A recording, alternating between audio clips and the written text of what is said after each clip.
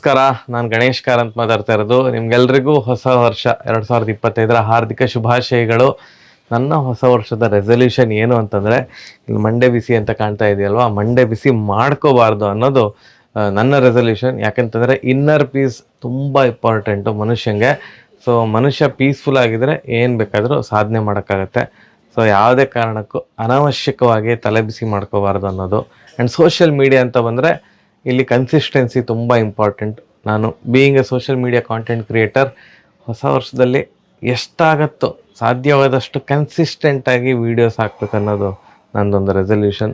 ಒಳ್ಳೊಳ್ಳೆ ವೀಡಿಯೋಸ್ ಹಾಕಬೇಕು, ಚೆನ್ನಾಗಿರೋ ಹಾಡುಗಳ ಕವರ್ ಸಾಂಗ್ಸ್ ಹಾಕಬೇಕು, ವ್ಲಾಗ್ಸ್ ಮಾಡಬೇಕು. ಈ ಥರದ ಚಿಕ್ಕ ಪುಟ್ಟ ರೆಸಲ್ಯೂಷನ್ ಇಟ್ಕೊಂಡಿದ್ದೀನಿ ಅಷ್ಟೇ.